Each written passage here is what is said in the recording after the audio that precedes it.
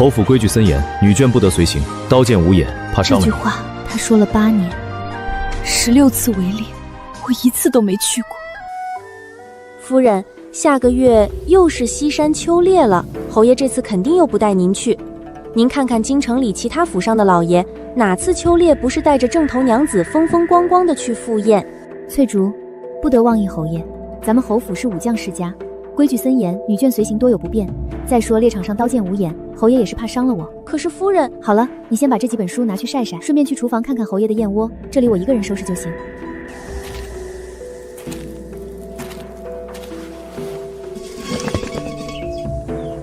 这是什么？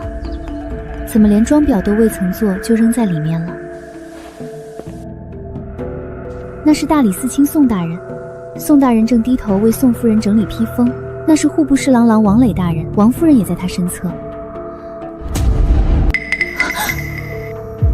这个女人是谁？为什么她可以站在原本属于我的位置上？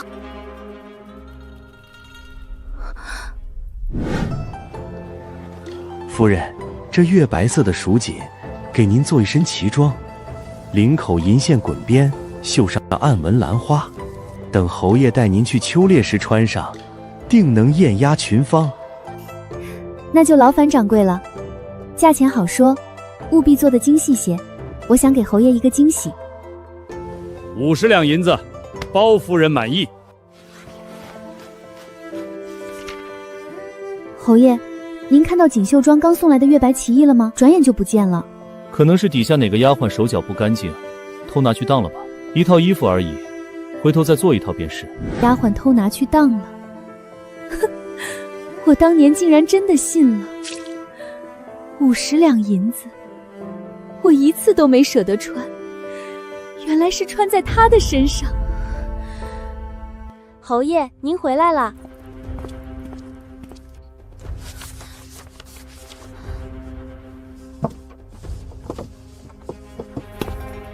还在收拾？侯爷今日回来的晚。工部有些琐事，摆饭了吗？摆了。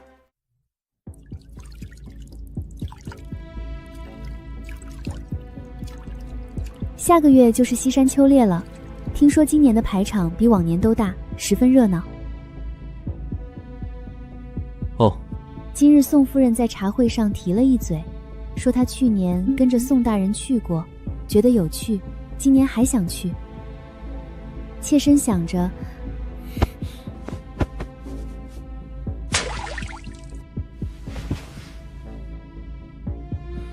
那是文官那边的规矩松散，我们武家世家规矩不同，岂能与他们相提并论？可是侯爷，宋大人不也是武转文吗？不一样，皇上这次可能亲临西山，猎场四周守卫森严，绝非儿戏。你就别跟着添乱了，安生在府里待着。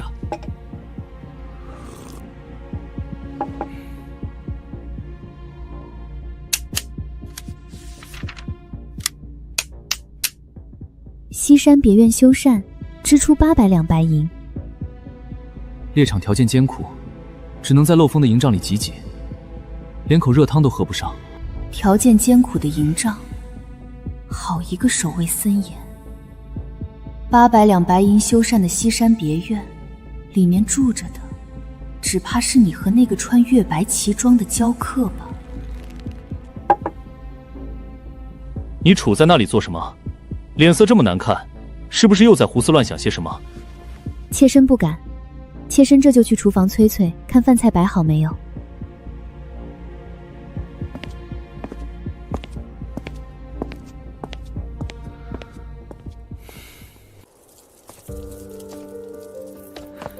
侯爷，夫人，老夫人那边派人传话，请侯爷过去问安，有要事相商。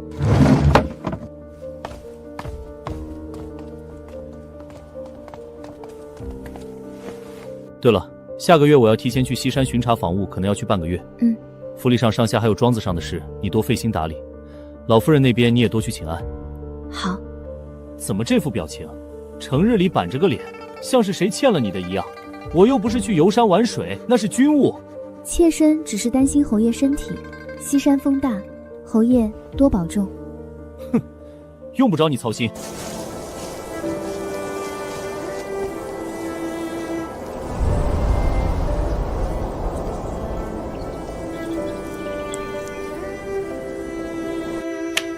8年了，忍辱负重，孝敬公婆。我用尽嫁妆，操持重资，补齐了侯府所有的亏空。我满心欢喜，以为自己是主母。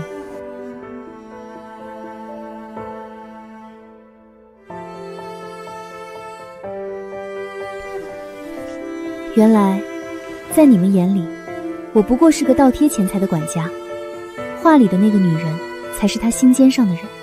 既然如此，这管家我不当了。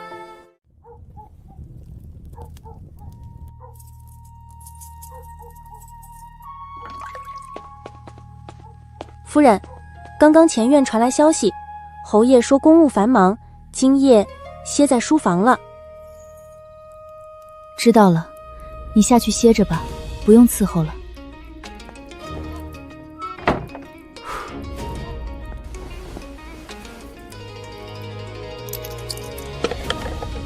这把钥匙是我嫁入侯府第1天，老夫人像施舍残羹散染一样扔给我的。那时的库房是个连老鼠都嫌弃的空壳子。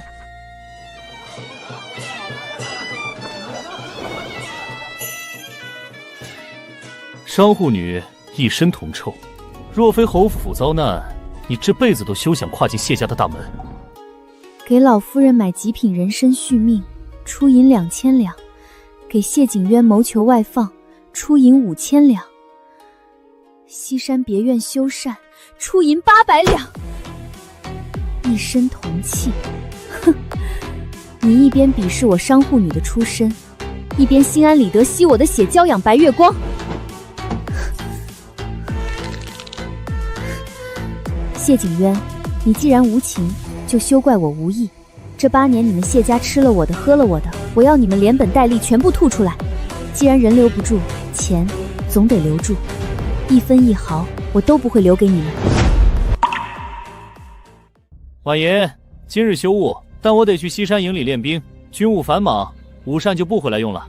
你自己在家好生歇着，别总操心那些铜臭俗事。侯爷国事为重，切身省得。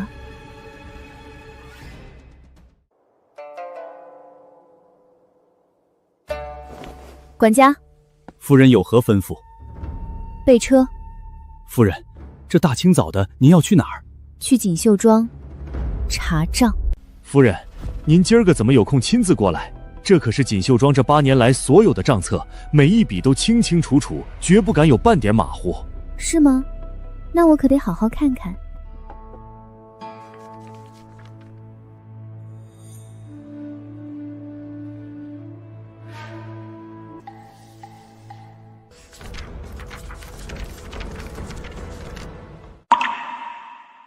这8年，我用沈家的嫁妆贴补侯府，却没想到账本上满是别人的名字。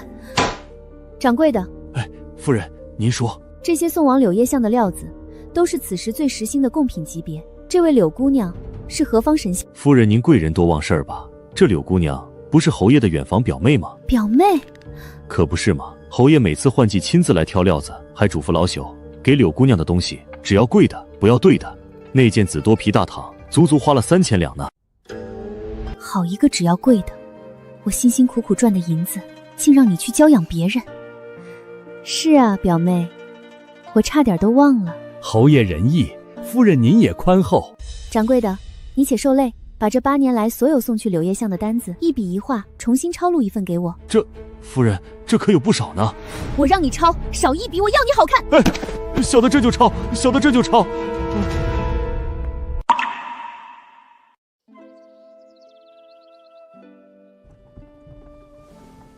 夫人，咱们都在这儿等了1个时辰了，连个鬼影子都没有。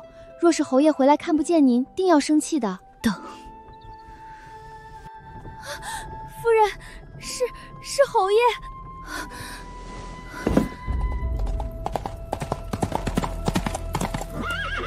徐记的桂花糕我最爱吃，每次想买，他总说太甜小家子气，从不许我碰半块。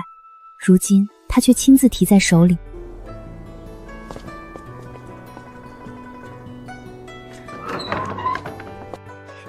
渊哥哥。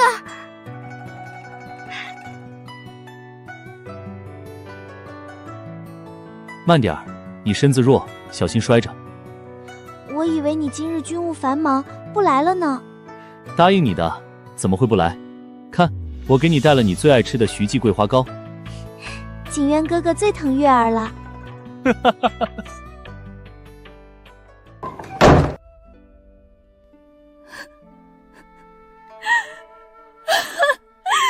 人，你要是心里苦，就大声哭出来吧。原来，这就是他的军务繁忙，这就是他的不吃甜食。8年啊，我沈婉英竟活成了一个彻头彻尾的笑话。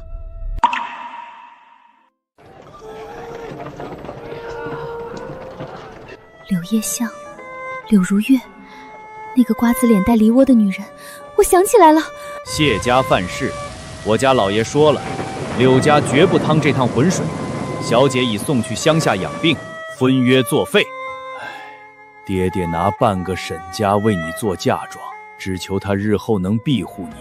当年谢家满门抄斩在即，柳家毫不犹豫悔婚逃难，谢家为了翻身，放下身段求娶了我这个商户女。我以为我是雪中送炭，原来他一直在。什么乡下养病？谢景琛一翻身就把他接回来，藏在我的眼皮底下。这8年，我用银子养着侯府，侯府用我的银子养着他。我沈婉英生生做了他们8年的垫脚石。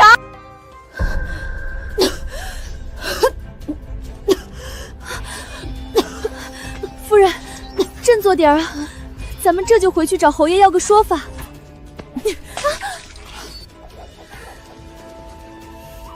说法？要什么说法？难不成还要他亲口承认自己花着别人的钱，还装出一副清高有骨气的样子吗？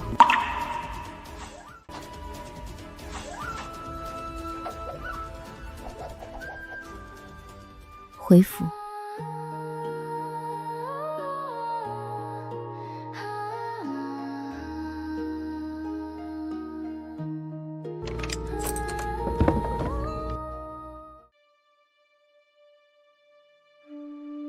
当年为了讨好谢景渊，为了让他在朝堂不被看清，我将这些最赚钱的铺子全都挂在了侯府名下。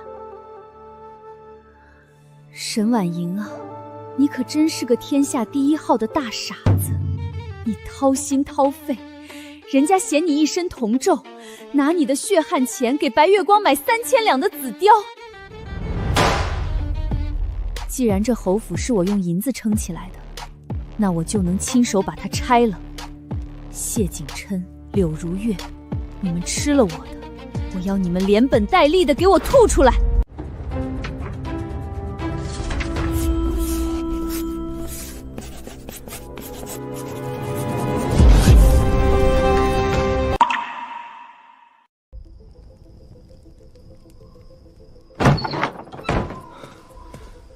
还没睡，今日营里练兵晚了些，将士们辛苦，我便多留了一阵。徐记桂花糕的甜腻香气，混合着廉价脂粉味，真让人作呕，是吗？侯爷真是辛苦，只是这军营里何时种了桂花，竟让侯爷沾了一身桂花香。路上经过集市，顺便沾染的罢了。你这鼻子怎么这么灵？成日里疑神疑鬼。你今日又去哪儿了？一身的铜气气。你是侯府主母，少往商铺里跑，丢尽了侯府脸面。快去洗洗。侯爷教训的是，既然侯爷嫌弃我身上的是迷气，那下个月西山的秋猎，我便随侯爷一同去洗洗这身铜奏吧。你说什么？你要去西山秋猎？我是侯府明媒正娶的主母，有皇上封赐的诰命在身，随夫君出席皇家秋猎，有何不可？怎么又提这个？我早跟你说过不合规矩。你会骑马吗？你会射箭吗？西山秋猎去的都是皇亲国戚，那些世家贵女哪个不是样样精通？你一个大字不识几个的商户女，去了只会惹人笑话。你不要面子，我还要面子。我只会打算盘，不懂骑射，去了会丢你的脸。那敢问侯爷，柳如月，她会骑马吗？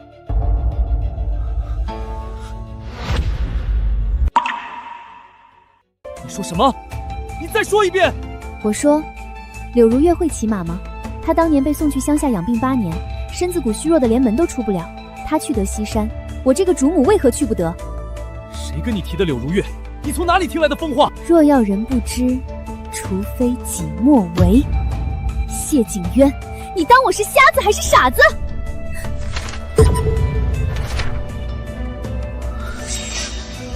沈婉宁，你敢调查我？你派人跟踪我？调查你，你还不配。我只是去查我自己的账，我辛辛苦苦赚来的银子，总得知道是花在哪里了。少血口喷人！月儿她身子不好，我去西山别院，只是为了带她泡温泉养病。养病？去温泉养病需要穿价值3000两的紫貂皮大氅，需要你亲自定铸加级奇装，还手把手教她射箭。够了！你简直不可理喻！你这是善妒，是毒妇！月儿她无名无分跟着我受尽委屈，当年离开也是为不拖累我，她有什么错？不拖累？谢景渊，当年是你像丧家犬一样跪着求我结亲，是我沈家拿半数家产填了你侯府的窟窿，你吃着我的，用着我的，拿我的血汗钱养白月光，反过来骂我善妒，你的骨气都被狗吃了吗？商户女，给我闭嘴！你打，你这一巴掌只要敢落下来，明日一早我就去顺天府敲登闻鼓，让全京城看看堂堂侯爷是如何拿正妻嫁妆养外室，宠妾灭妻的。我拼了命也要拉你们下地狱！不可理喻，疯妇！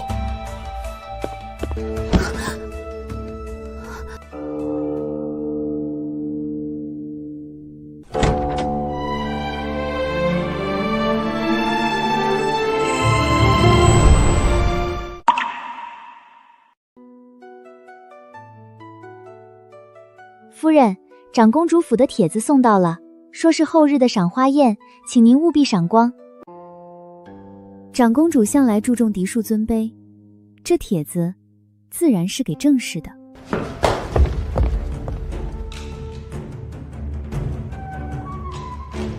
这帖子你退回去，就说你身体不适，去不了。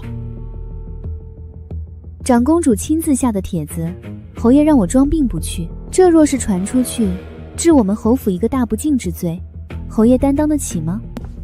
少拿长公主来压我，你那身商贾作态，去了也是惹京城贵妇们的笑话，倒不如安分守己的待在府里，免得出去丢了侯府的脸面。丢脸？我用我商户女的嫁妆，填补侯府8年的亏空，让你能在同僚面前挺直腰颠锄的时候，你怎么不嫌丢脸？你简直不可理喻！满身铜漆味，哪有一点大家闺秀的温婉？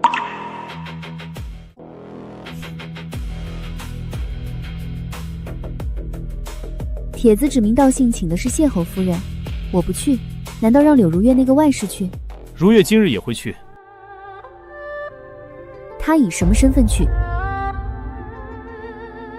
她是长公主的远房表侄女，去探亲，正好借着赏花宴的机会，去给长公主请安。探亲？这八竿子打不着的关系攀得真够远的。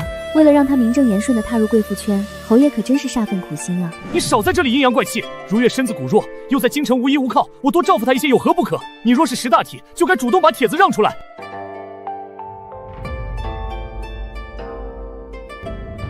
让？我沈婉欣的东西，只要我不给，谁也别想抢。既然侯爷非要护着她，那就各走各的。我倒要看看，一个远房表侄女，能不能越过我这个正牌侯爵夫人。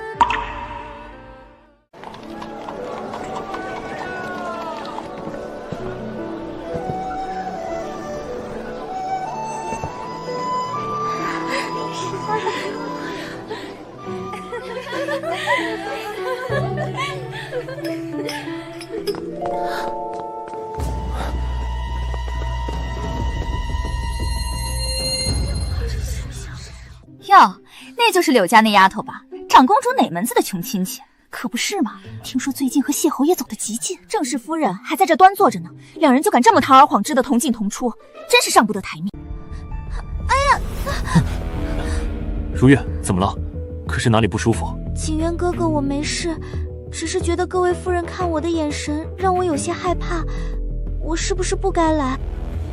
别怕，有我在，谁敢多说半个字？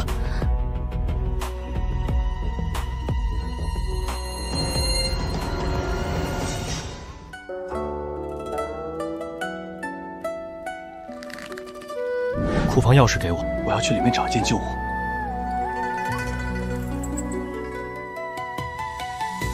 谢景渊，你不仅拿着我的银票去养别的女人，如今竟连我压箱底的嫁妆都偷来讨好他。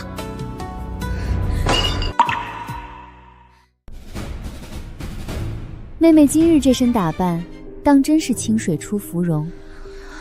只是，妹妹头上的这只簪子，看着甚是眼熟啊。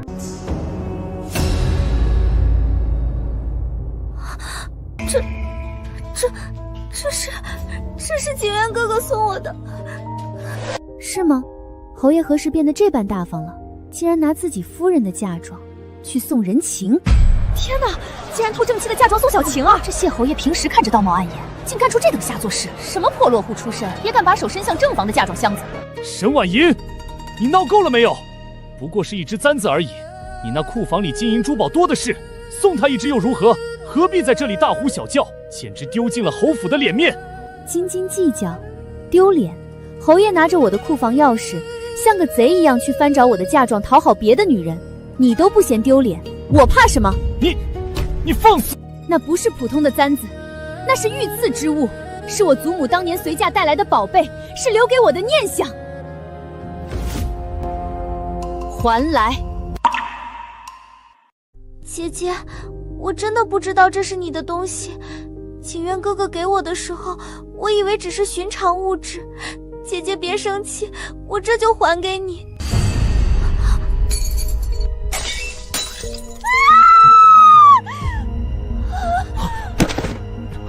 如月，你怎么样？沈婉莹，你现在满意了？我做什么了？他自己手滑摔了东西，与我何干？你还在狡辩！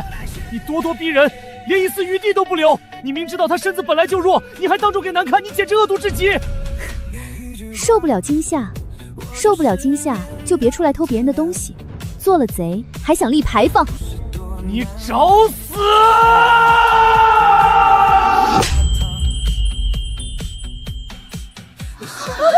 这是8年来他第一次对我动手，为了另一个女人，为了那个偷我嫁妆的女人。一身世怀气，只认钱的商户女，哪里有点大家闺秀的教养？我谢景渊真是瞎了眼，才会娶你进门。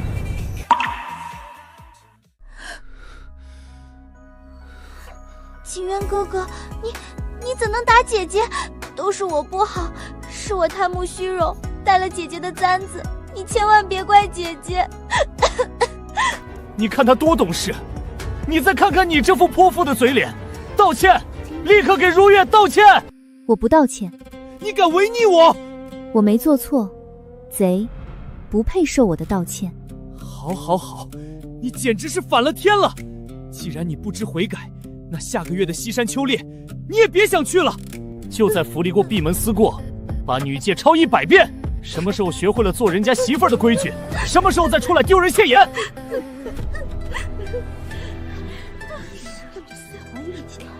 谢夫人，你没事吧？快擦擦嘴角。多谢，不必了。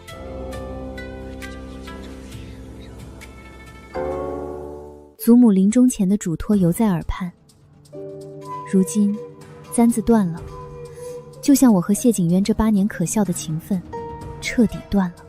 谢景渊，柳如月，今日这一巴掌，还有这8年来的种种欺骗与践踏，我会连本带利的全部讨回来。都给我手脚轻点儿！这些上好的紫端皮大堂、百年老山参，还有那些名贵的燕窝，都是侯爷吩咐给刘姑娘带去西山秋猎享病用的。磕坏了一点儿，卖了你们全家也赔不起。夫人，您听听外面那些见风使舵的奴才，侯爷也太偏心了。不过是去趟西山秋猎，竟然把库房里您当年陪嫁的名贵药材和皮草都翻了出来，全填了那个柳如月的无底洞。您才是这侯府正经的主母啊！随他去，让他搬。他现在搬的有多起劲，以后就有多狼狈。夫人，您怎么一点都不着急啊？再这样下去，这侯府可就成了他柳如月的天下了。天下？这侯府的一砖一瓦，哪一样不是我沈婉言的钱堆起来的？他谢景深想要天下，也得看我给不给。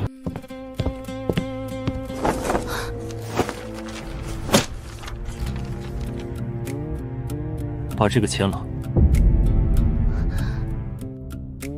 这是什么意思？你要纳柳如月进门？如月她身子不好，在府里没名没分的，下人们难免怠慢。我想给她个名分，也好在府里有名正言顺的人伺候照顾。我已经决定了，这次秋猎回来就摆酒纳她进门。好一个名正言顺！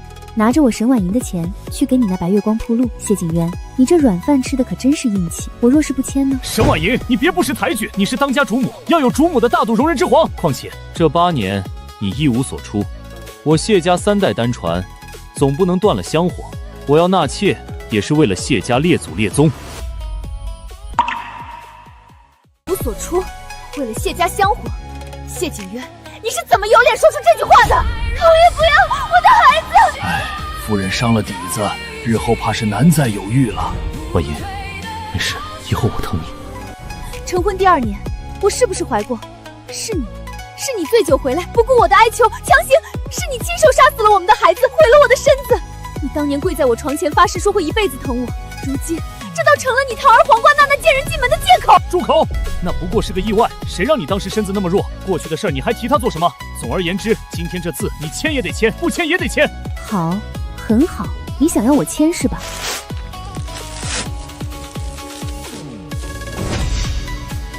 我不签，有我在一天，柳如月永远都只能是个见不得光的外室。贱妇，你敢反抗我？侯爷，您好了吗？侯爷，时辰不早了，该出发了。姐姐若是实在容不下我，如月还是不去西山了，免惹姐姐生气。如月，你身子弱，去西山是养病，理他这杜甫作甚？你给我等着，等我秋猎回来，看我怎么收拾你。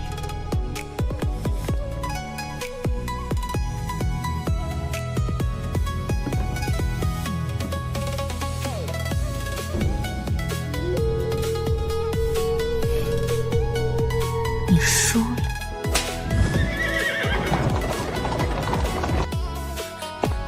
夫人，他们竟然坐了您的马车。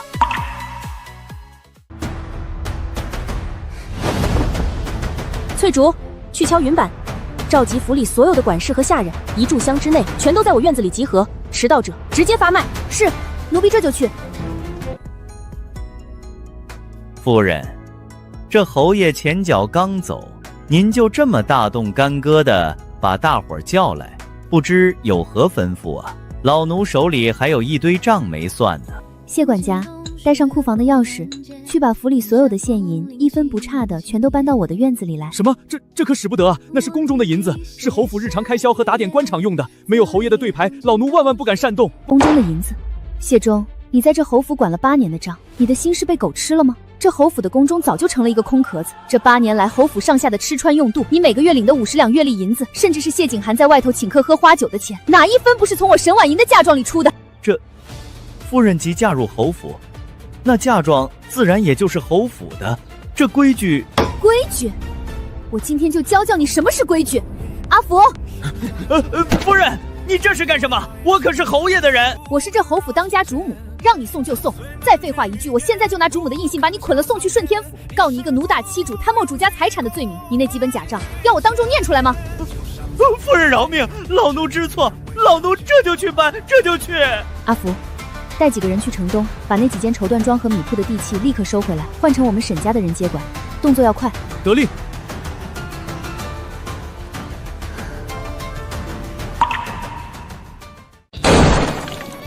凡是带沈字印记的箱子，还有货架上那些用夫人银子买来的古董，通通搬走，一件不留。使不不得，使不得！夫人，这可是侯爷会客用的紫檀太师椅，是侯府的脸面啊！您搬走了，侯爷回来做什么呀？我花1000两白银买的，自然是我搬走。他谢景渊喜欢会客，让他以后坐地上会。搬。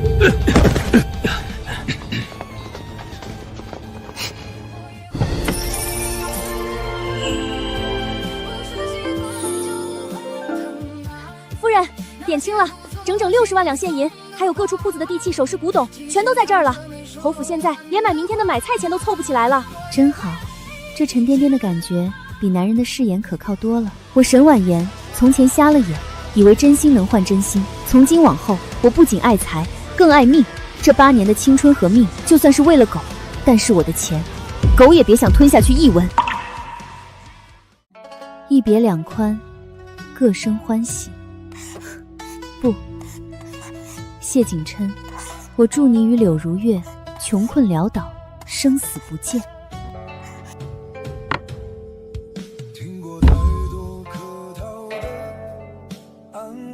这天高海阔，我不伺候了。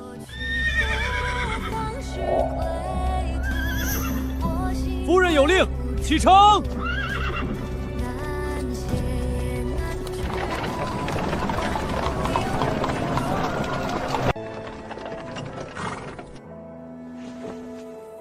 夫人，我们去哪儿？去江南，去沈家的祖宅，那是我的根，也是我新生的开始。至于谢景渊，等他从西山的温柔乡里回来，迎接他的将是一座空城。我倒要看看，没有了我的钱，他们这对苦命鸳鸯还能爱得多高尚。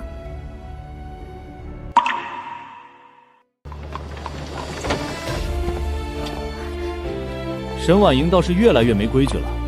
哼，本侯回府竟连个迎门的人都没有，定是还在为长公主府的事闹脾气。等会儿看我怎么训他。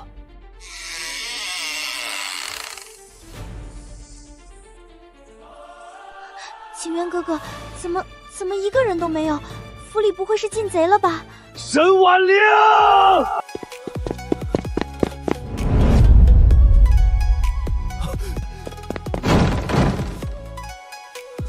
遭贼了，一定是遭贼了！福爸，都死哪儿去了？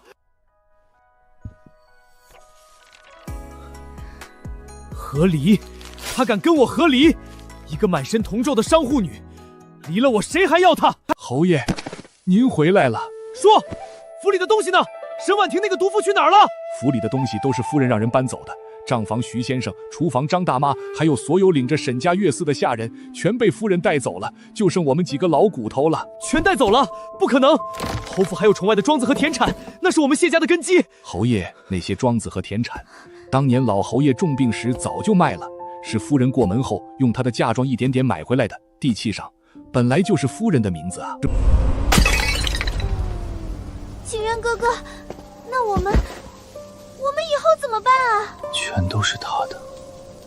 原来这8年，我住的、穿的、用的，全都是他的。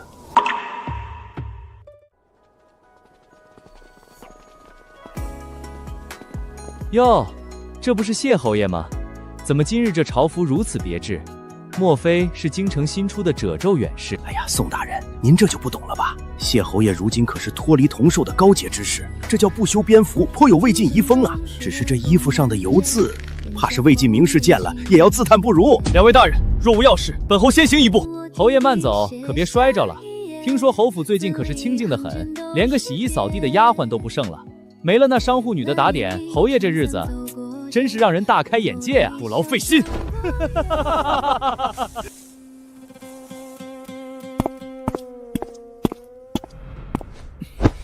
人呢？来人，上茶。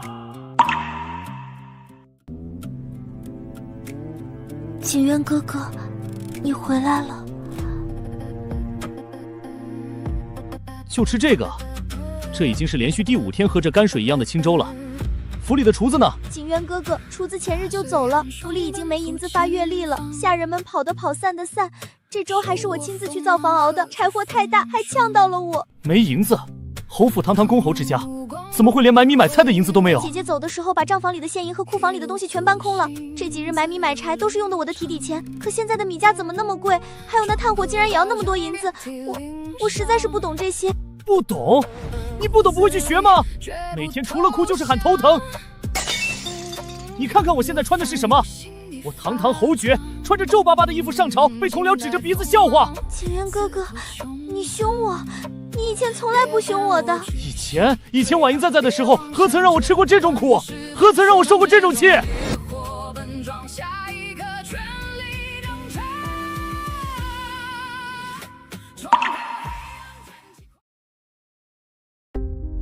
景渊哥哥，你刚才说什么？你想念姐姐了？我没有，我只是在说事实。侯府现在连饭都吃不上了，难道我不该生气吗？姐姐是有钱，她满身臭，却自然懂那些低贱的商贾之事。可她哪里懂你的抱负，哪里懂你的风雅？只有我是真心爱你的啊，景渊哥哥。为了你，我宁愿吃糠咽菜。爱有什么用？爱能当饭吃吗？你这半个月，我过得生不如死。同僚的嘲笑，生活的窘迫，我连1两银子都拿不出来。我堂堂侯爷，去酒楼赊账都被人赶出来。祭祖的时候就一般，因为他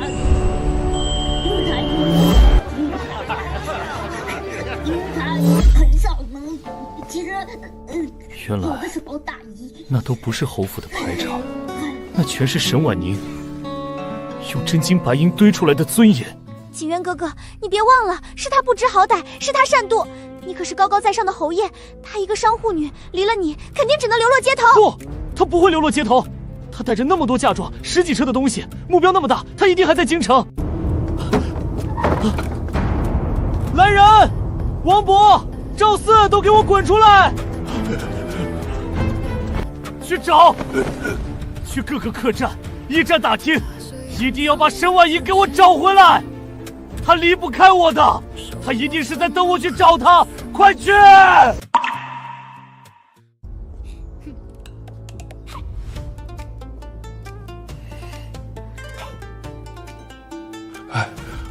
侯爷，打听到了。在哪儿？他是不是躲在哪个破旧的客栈里哭？快带我去！我要大发慈悲的接他回来。不是客栈。有人在城南看到过夫人的马车，夫人她住进了城南的沈家别院，听说那是沈家当年置办的一处私产，大得很。城南别院，我就知道她跑不远，她这是在故意引起我的注意，等着我去哄她呢。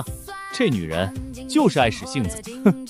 我连衣服都不换就去接她，足以显示我的诚意了。只要我肯拉下面面，稍微给她个台阶下，她还不感恩戴德的跟我回来？毕竟一个弃妇，离了我这个侯爷，他这辈子都别想抬头做人。备马，快！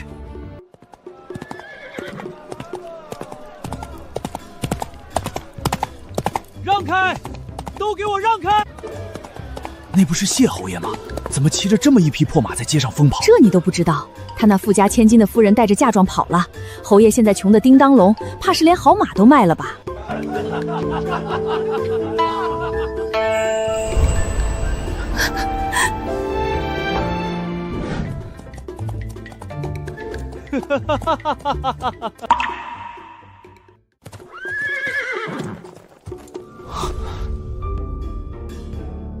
区商户竟敢住这么僭越的宅子，等婉莹回了侯府，这宅子正好可以用来做我的别院。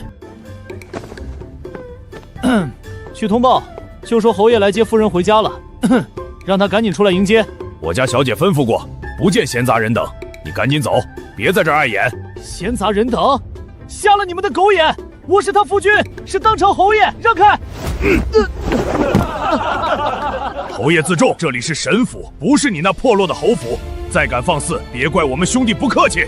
放肆！你们这些低贱的奴才！沈婉欣，你给我出来！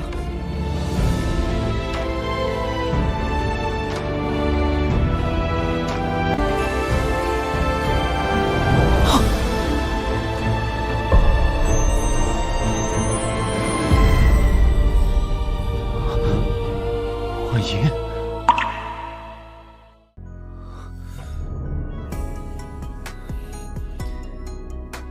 谢侯爷，有何贵干？跟我回家。晚年别闹了，我知道你还在生气。之前纳妾的事是我考虑不周，只要你肯回来，府里的钟会还是你做主。如月那边我会去说，这台阶我给你了，你见好就收吧。回哪儿去？那个连锅都揭不开的空壳，谢景渊，你是不是还没睡醒？和离叔我已经送到顺天府备案了，我们现在没有任何关系。备案？你居然敢真的去备案？你玩真的？不然呢？陪你过家家吗？沈婉言，你站住！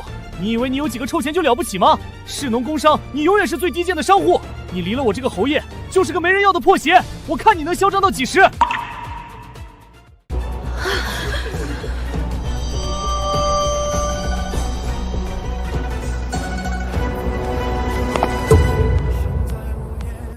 低贱！你敢打我？这一巴掌是还你在长公主府的那一下，我忍了8年，终于觉得痛快了。谢景渊，你给我听好了，没了我这个商户女的臭钱，你连这身官皮都保不住。低贱！你不如撒泡尿照照现在的你和我，到底谁像条摇尾乞怜的狗？谁更低贱？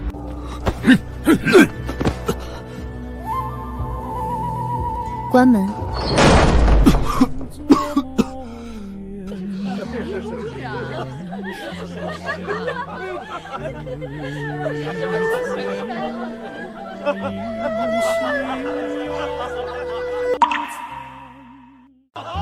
列位看官，且听今日这一出侯门弃夫要饭记。话说咱们那位威风八面的谢侯爷，为了吃口软饭，竟是厚享无耻的追到了前妻门前。你们猜怎么着？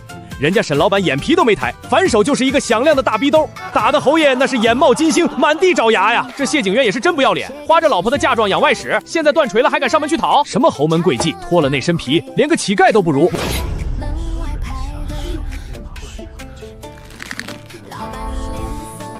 看，那个就是吃软饭的谢侯爷。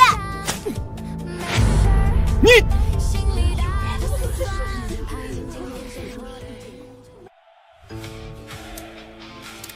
东家，侯府现在的名声已经彻底臭了，街头巷尾无人不知他谢景渊的底细。名声臭了只是个开始，他谢景言这些年在朝中能混得风生水起，靠的不就是我沈家的真金白银吗？户部的王大人，兵部的李大人，还有大理寺的张少卿，这些年谢景渊用我的名义给他们送的金条、玉器，甚至帮他们补上的窟窿，全都在这上面。去，派人挨个去他们府上敲门。东家，如果他们不认账呢？不认，那就明确告诉他们，若是明日天亮前不把吃进去的连本带利给我吐出来，或者不跟谢景霄划清界限，这本账册就会准时出现在御史台的桌案上。我看他们是要钱，还是要头上的乌纱帽？东家这招釜底抽薪，真是绝了！属下这就去办。臣弹劾靖安侯谢景渊，此人德行败坏，宠妾灭妻，将原配逼得和离，实乃败坏朝纲，有辱斯文。李大人，臣复议。谢景渊不仅私德有愧，臣还要弹劾他以往在兵部任职时账目不清，多有中饱私囊之嫌。皇上，臣冤枉啊！闭嘴！朕听闻你连媳妇的嫁妆都要偷去养外室，如今还闹得满城风雨，朕的脸都被你丢尽了。传旨，褫夺谢景安所有差事，闭门思过，听候发落。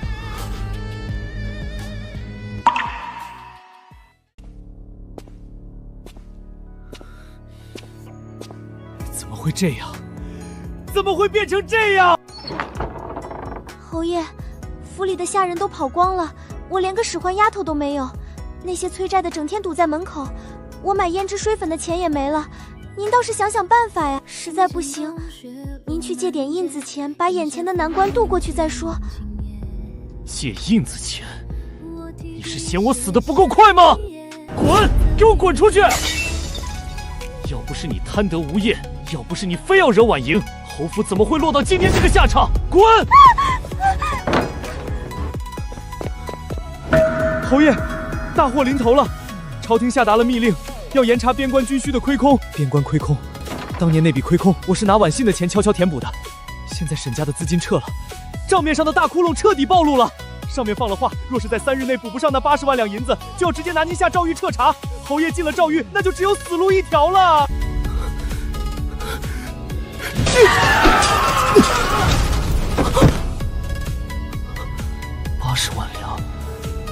救我的只有婉莹了。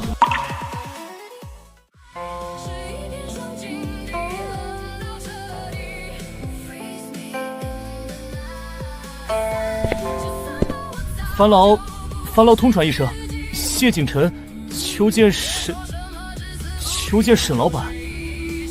哼。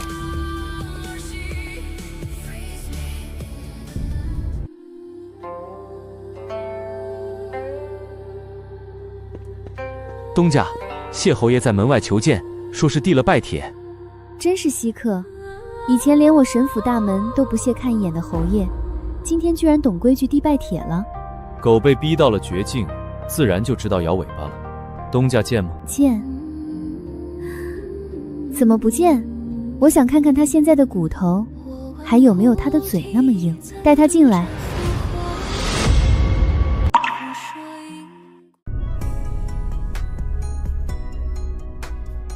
婉莹，你一定要做得这么绝吗？非要逼死我你才甘心？绝？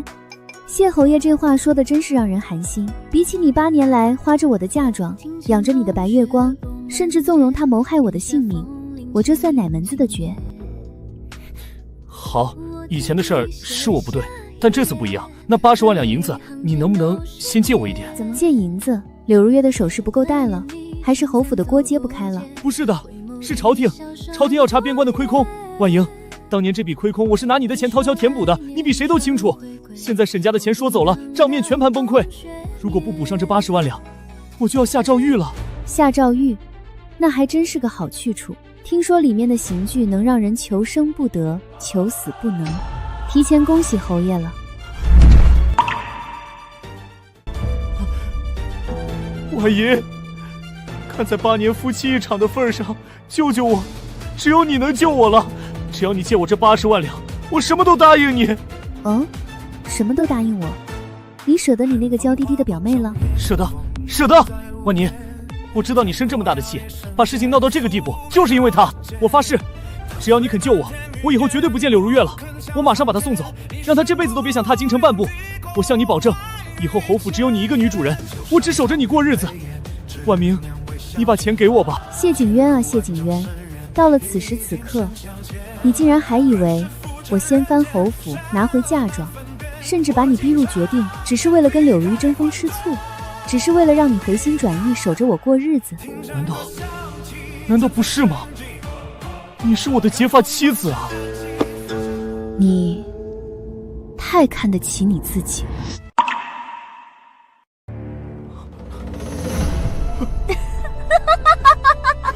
婉莹，你笑什么？80万两对你来说不算什么，你只要点个头就能救我一命啊！救你？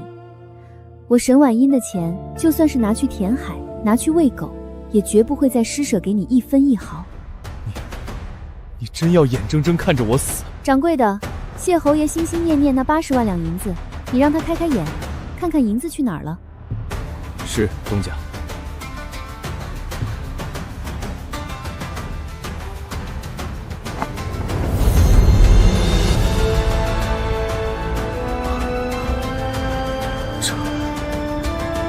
这是……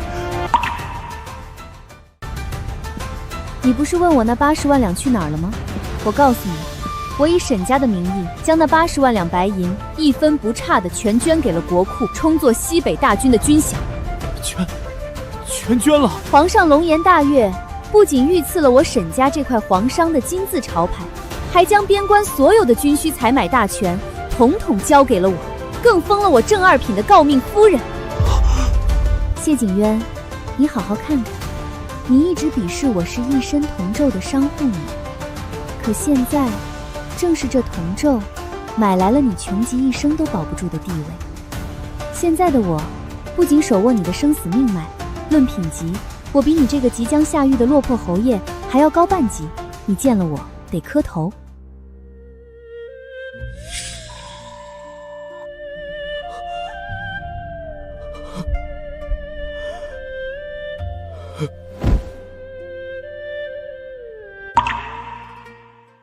完了，全完了，银子没了，前途也没了。为什么？沈婉莹，你为什么这么狠？我可是你的夫君，你毁了我，对你有什么好处？狠？我这就叫狠了。谢景渊，你摸摸你的良心，这8年你干了什么？8年，你用了我8年，骗了我8年，轻贱了我8年，你吃着我的，喝着我的，用我的嫁妆撑起你那摇摇欲坠的侯府，拿我的血汗钱去给你铺朝堂的路。转过头，你却骂我一身铜揍，不配做你的妻子。你拿着我的钱去娇养那个临阵脱逃的贱人柳如月。你们在我的眼皮子底下偷情，花着我的银子寻欢作乐，甚至合谋想淹死我。你现在居然有脸问我为什么这么狠？我没有想淹死你。现在我只是把你们加剧在我身上的一切原生不动的还给你们而已，因为我想让你尝尝什么叫一无所有，什么叫被人踩在脚底下像烂泥一样永不翻身的滋味。来人，把这个不知廉耻的罪臣给我拖出去！放开我，婉莹，我错了，你不能这么对我，我是侯爷，我是侯爷啊！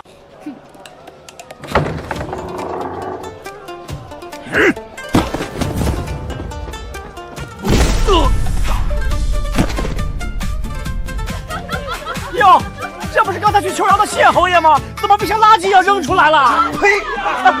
什么侯爷，马上就是下大狱的死囚了，活该！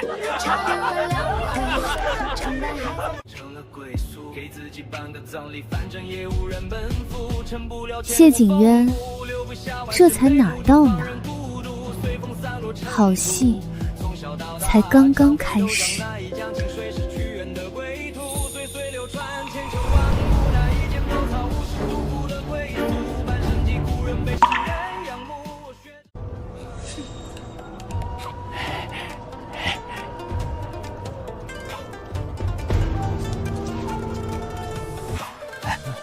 你们听说了吗？沈家那位大东家之前还在长平侯府当主府的时候，骨子里就不守妇道，早就背着谢侯爷跟外面的野男人私通了。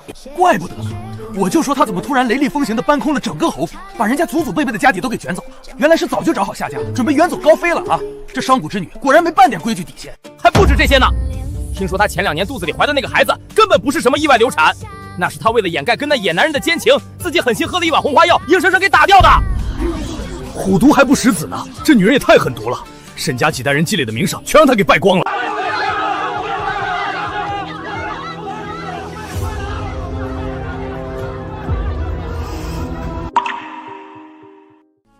东家，外面的流言传得越来越不堪入耳了，不仅骂您不守妇道，为何离就卷款私逃，现在更是编造出您故意打胎以掩盖奸情的恶毒数词。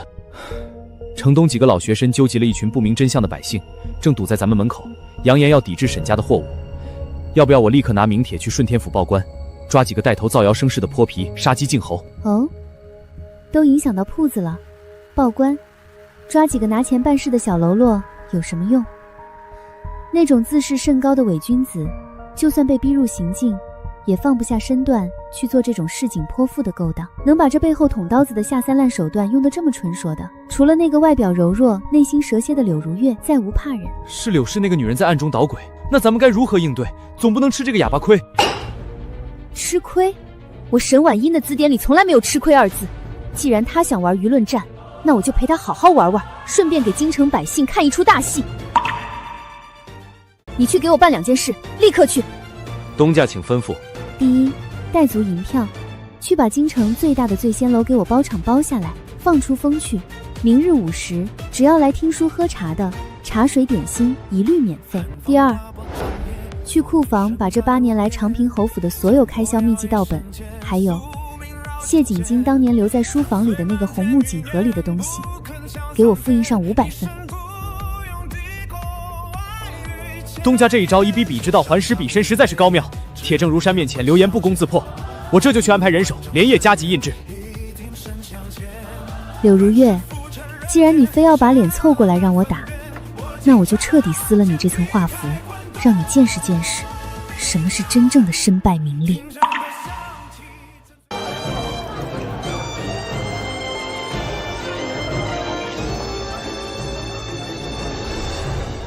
列位看官，近日京城之中风言风语，说是长平侯府休妻，沈大东家不守妇道。可老祖宗有句话说得好，耳听为虚，眼见为实。今日咱们不听那些无凭无据的市井流言，咱们来看一看摸得着的真金白银，来看一看这比戏文还要荒诞的铁证。哟，这发的什么东西？上面密密麻麻的还全是数字。长平侯府天启2年至体10年，历年开支明细。诸位手上拿的是沈大东家嫁入长平侯府这8年来，用自己的私人嫁妆补贴侯府所有开销的真实账目复印件。上面清清楚楚地盖着侯府管家和账房的印鉴，大到侯府修缮、谢王爷官场人情往来，小到那位外室柳如月每天吃的一碗极品血宴，穿的一件千金难求的蜀锦。诸位都是明眼人，不妨仔细看看，这8年到底是谁在养着谁。我的老天爷，这账本上写着，柳如月一个光是买胭脂水粉和珠宝首饰就要花去500两白银，谢侯爷那点俸禄拿头去养啊！可不是嘛，谢侯爷去年给上官送的生辰贺礼3000两的玉雕，也是沈家账上支的钱。原来这堂堂长平侯府早就只剩个空壳子了。列位看官且住，除了账本，小老儿这里还有一件稀世珍宝，那就是谢侯爷当年瞒着正妻，亲笔写给那位外室柳如月的情书。天启6年，无爱如月，见字如面。那商贾妇沈氏愚钝无趣，毫无风雅可言，唯有一身铜兽可取。委屈无爱暂且忍耐，待吾取其家财，将其榨干之后，必休之。明媒正娶汝过门。诸位听听，吃着人家郑氏夫人真金白银买来的饭，还要嫌弃人家身上有一身铜臭味儿，这等吃软饭还能吃得如此理直气壮的做派，真叫人叹为观止啊！东家，此计甚妙，杀人诛心。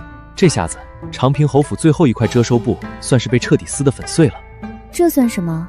好戏这才刚刚开始。不要脸！这谢景渊简直太不要脸了！堂堂一个侯爷，吃着老婆的软饭，还要骂老婆是商贾妇，我呸！斯文扫地！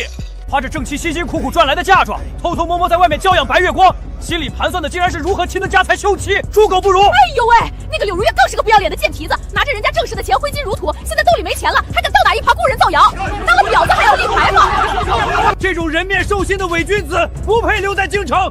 走，大伙儿一起去长平侯府。对，去侯府砸了那个空壳子。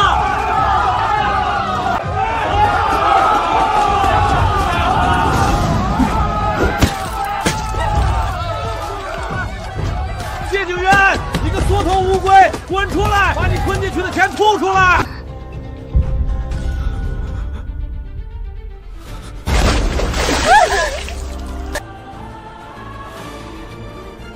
这就是你想出来的好主意？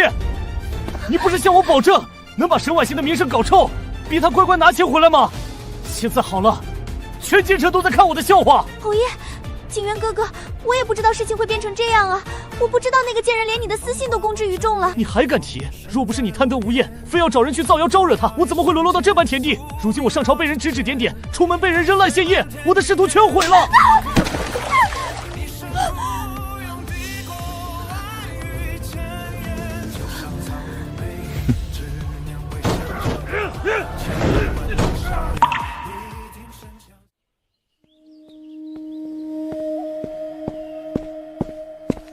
东家，门外有个戴着厚重帷帽的女人求见，她死活不肯走，说是长平侯府的柳如月。哦，终于熬不住了吗？让她进来。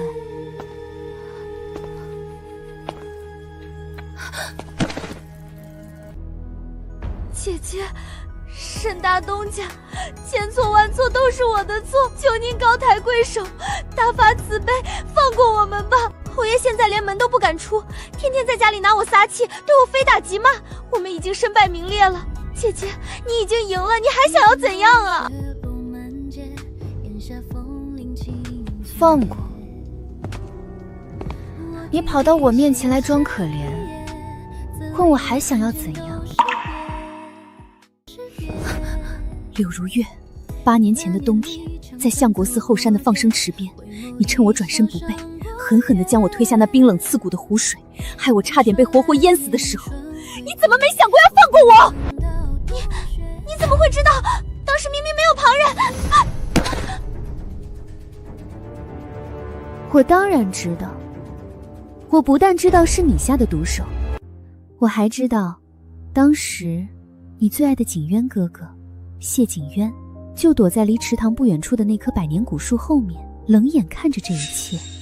他眼睁睁地看着我在冰水里挣扎，却没有跨出一步来救我，因为他也想看看我会不会就这样无声无息地死掉。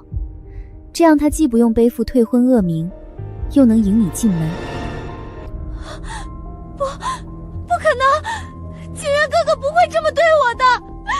你既然一直都知道，那你为什么这8年来……这8年我不说，是因为我傻，我天真的以为能捂热那块石头，因为我那时还爱着他。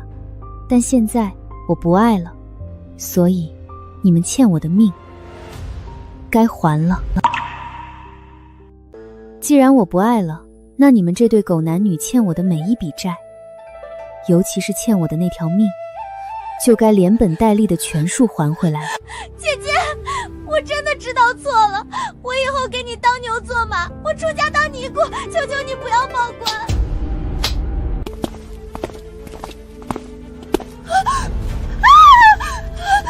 你就是柳氏。顺天府接到实名状告，控诉你于天启2年蓄意谋害人命，认证物证俱在。现在本官奉命拿你归案，跟我们到大牢走一趟吧。不，我没有，我是长平侯的人，你们不能抓我，侯爷救命啊！还敢嘴硬！长平侯自己都泥菩萨过江，自身难保了，哪还有空管你？带走！放开我！救命！沈二爷，你不得好死！东家，顺天府尹那边我都打点妥当了，杀人未遂的铁证加上民愤，柳氏大概率要被判流放3000里，去岭南做苦役，这辈子休想活着出来了。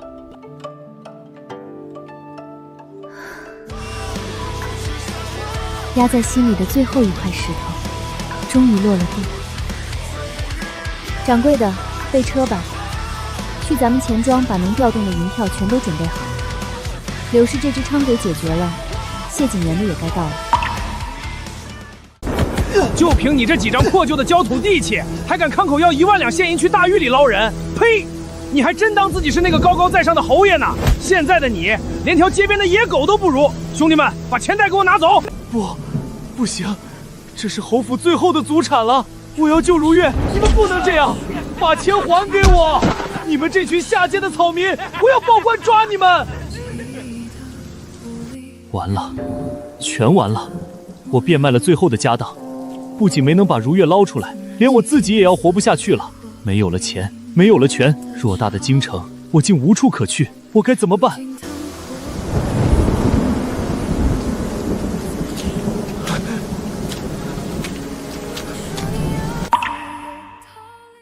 婉莹，对，我还有婉莹，她以前那么爱我，把整个心都掏给了我，她一定不会看着我饿死街头的，只要我好好求求她，她一定会回心转意的。开门，快开门！我是谢景燕，婉莹，你出来见见我，我知道你在里面，求求你让我进去。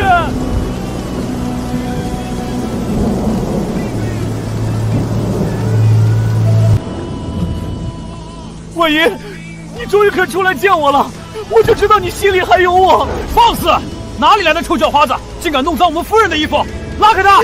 慢着，我倒要看看昔日高高在上的谢大侯爷，今日这般如丧家之犬般跪在我门前，究竟想摇尾乞怜些什么？婉莹，我真的知道错了，这8年是我有眼无珠，是我鬼迷心窍，对不起你，求你原谅我这一次好不好？哦，从不认错的谢侯爷居然也会认错。我和柳如月断了，我发毒誓，我跟那个贱人彻底一刀两断了。他是个不折不扣的毒妇，是他用狐媚手段逼我的心智，是他贪图侯府的荣华富贵，一直在算计我。他不仅害了你，他也害惨了我啊！婉明，我现在什么都没有了，我只有你了，你救救我吧！婉莹，你相信我，我只爱你一个人。这8年，其实我早就习惯了有你陪在身边的日子。自从你走后，侯府就成了一个冰窖。没有你的日子，我才知道那根本不叫家。那些下人个个见风使舵，连一口热饭都不给我做。屋顶漏雨了，也没有人找工匠来修缮。我每天晚上冷得睡不着觉，我的衣服脏了破了，也没有人给我缝补。婉莹，我真的不能没有你。你跟我回家好不好？只要你回去，你依然是侯府至高无上的主母，以后什么都听你的，我每天都陪着你，好不好？习惯，家，8年了。我每天起早贪黑，亲自下厨为你熬煮补汤，深夜挑灯夜战看账本，只为了用我辛苦赚来的嫁妆去填补你那破落侯府的巨大亏空。而你呢，拿着我的血汗钱，在青楼楚巷一掷千金，骄阳柳如月，转头还要鄙夷我满身铜臭味。现在你落魄了，终于想起我这个可以任你吸血的工具了。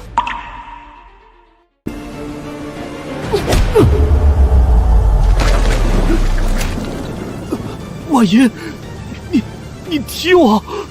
你以前连重话都舍不得对我说一句的。谢景轩，收起你这副深情款款的恶心嘴脸。你不嫌恶心，我还嫌脏了我的眼睛。你说你爱我，你说你不能没有我，简直是滑天下之大坑。你根本不是爱我，你是爱我的钱，你是爱我没日没夜伺候你的舒服日子，你是怀念那个随时能为你填补无底洞亏空，对你千依百顺的钱袋子。不是的，你闭嘴！你爱的永远只有你自己。当年你求娶我是为了侯府的生计，后来你宠溺柳如月是为了满足你那可怜的虚荣心。怎么，现在你落魄了，被人像垃圾一样扔在街头，你终于想起我的好了？你想让我再回去给你当牛做马，继续供养你那可悲的尊严？可惜啊，谢景渊，太晚了。我沈婉莹的真心，喂狗也不会再喂给你这种白眼狼。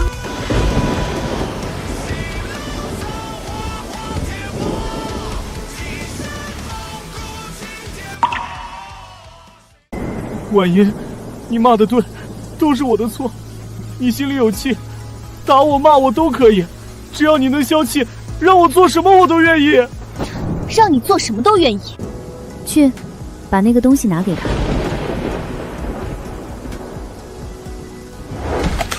这是你心心念念想要的捞人凭证。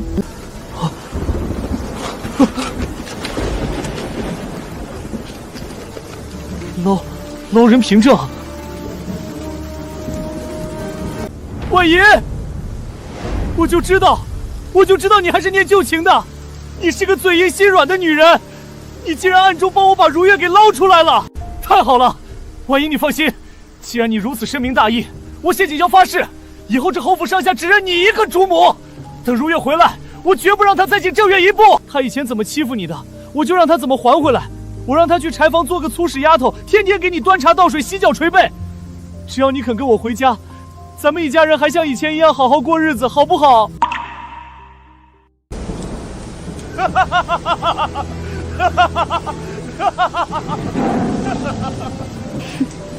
谢景渊啊，谢景渊，你不仅自私无耻，还愚蠢的可笑。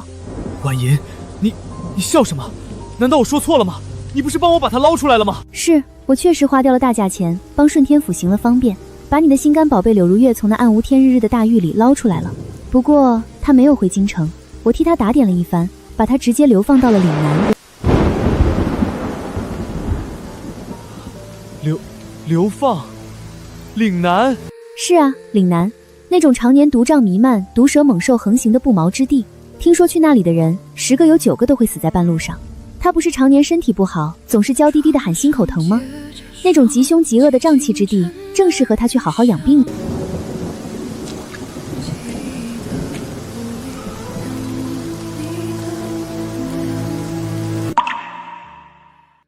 你这个毒妇，你心思怎么能这么歹毒？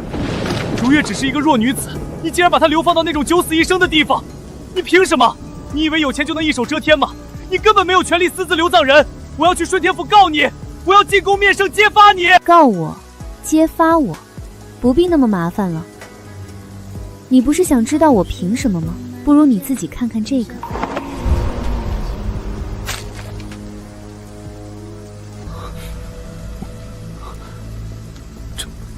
这是什么？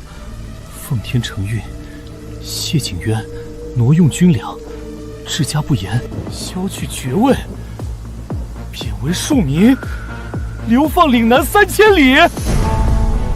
不，这不可能，这绝对不可能，这是假的，是你伪造的，对不对？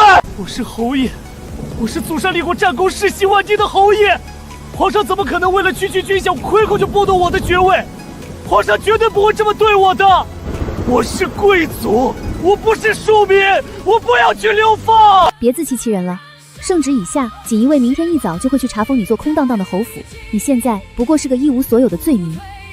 你刚才不是说你和柳如月是真爱吗？不是说她被我害惨了吗？现在多好，你被贬为庶民，流放岭南3000里。你们这对苦命鸳鸯，正好在流放路上做个伴，一路相扶相视，去那蛮荒之地体会你们所谓的绝世仁爱，也算是我这个前妻成全了你们的深情厚谊。是你，都是你搞的鬼，是你毁了我，你毁了侯府，毁了我的一切，你这个毒妇！既然我活不成了，我也要拉你垫背，我去死你也别想好过！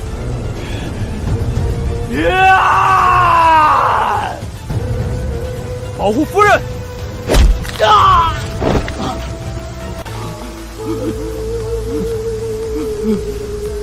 你以为皇上为什么会为了区区军饷突然发难？皇上会的，因为就在昨天，为了支援大晋的北疆战士，我又以个人名义向国库捐了100万两白银。谢景渊，买你一个流放，绰绰有余，这就是你引以为傲的权势，在我这满身铜臭的商户女面前，不堪一击。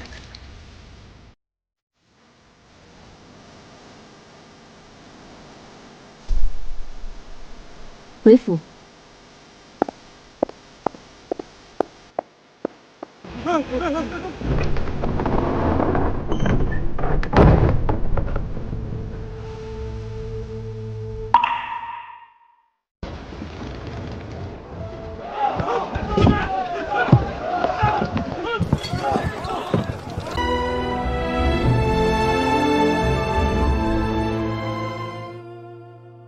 夫人，这是上个月咱们沈家在江南、两广以及塞外的总账目。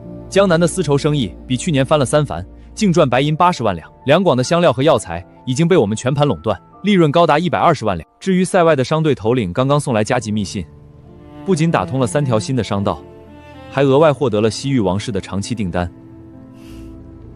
江南商会那几个原本不服气的老家伙，现在怎么样了？回夫人，自从您上个月雷厉风行地切断了他们的生丝货源，又以极低价格抛售我们囤积的存货后，他们彻底撑不住了。昨日一早，他们便联名写了降书，跪在沈家在江南的总号门前，恳求夫人给他们留一条活路，表示从此以后江南商界为夫人马首是瞻。商场如战场，我早说过，谁敢挡我的财路，我就让他倾家荡产。当年那些人看不起我是个女子，看不起我是商户出身，如今我倒要看看还有谁敢在我面前摆谱。夫人的手腕与胆识，放眼整个天下，即便是朝堂之上的王公大臣也是望尘莫及。如今沈家的生意做到了大江南北，富可敌国。1年了，整整1年了。从我踏出侯府大门那一刻起，我就告诉自己，绝不再依靠任何人，绝不再为任何人的眼色而活。事实证明，我沈晚宴做到了。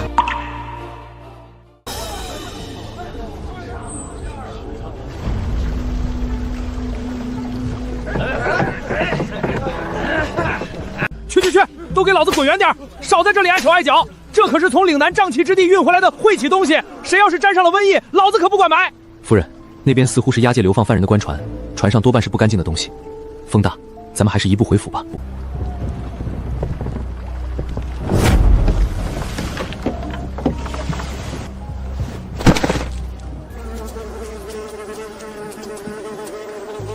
真他娘的倒霉，拉了一路死人！这2个短命鬼在岭南路上就染了瘟疫，烂得连块好肉都没了，上面还非让运回来的交差。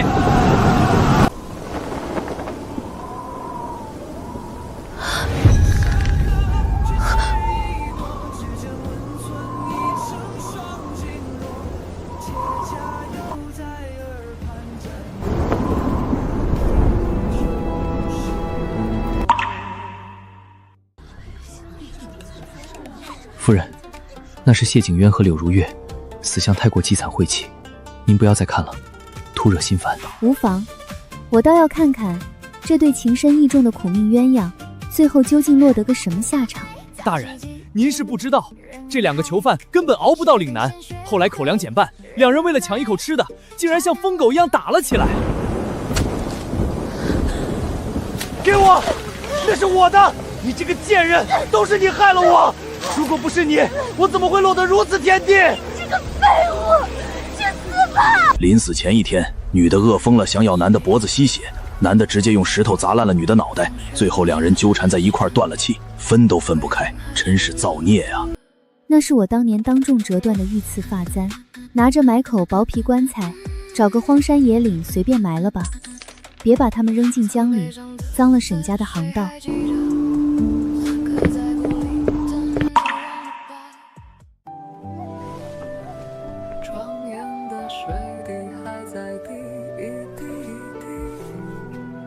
夫人，江面风大了，还是早些回府歇息吧。你本是圣上钦点的新科状元，前途无量，如今却为了报恩弃官从商，每日跟在我身边，去应付那些老奸巨猾的商会老狐狸。我再问你最后一次，你真的不后悔吗？庙堂虽高，却充满尔虞我诈。我曾在那里见过太多如谢景渊一般的伪君子，功名利禄不过是枷锁。我弃官不仅是为了报恩，更是为了追随内心的光。夫人就像大江上的骄阳，冲破了所有的偏见与枷锁，能跟在夫人身边，才是我此生最不后悔的选择。只要夫人不弃，我愿一生做夫人的掌柜，为您当风避雨。好，既然你心意已决，那从今往后，我们便在这商海之中继续大展宏图。是夫人，风大了，我们回吧。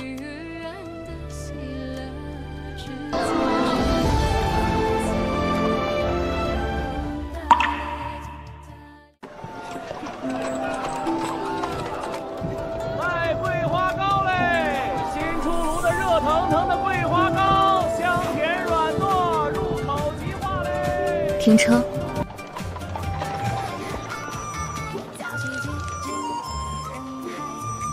夫人，刚出炉的，还烫手呢，您慢些用。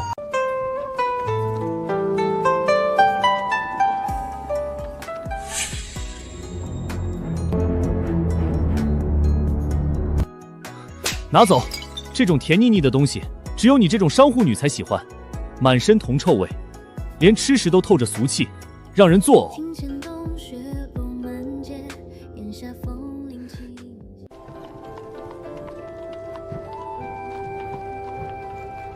甜，真甜。这次终于没有人敢再说我吃的腻人，再也没有人敢用商户女的身份来羞辱我。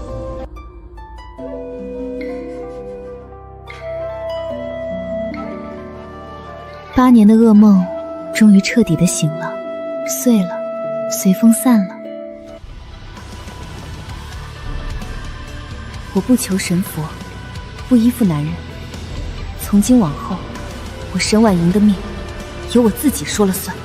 这一次，我是为自己而活。